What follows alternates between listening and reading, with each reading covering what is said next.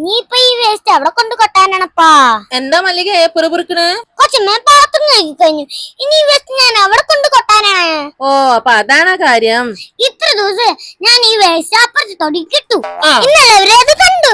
എന്നിട്ട് ഞാനും അവരും കൂടെ മുട്ടം വഴക്കായി. ഇനി എനിക്ക് ഈ വേസ്റ്റ് കളയാൻ വേസ്റ്റ് കുഴി ഉണ്ടാക്കി കൊച്ചമ്മേ. ഓ അങ്ങനെ വരട്ടെ.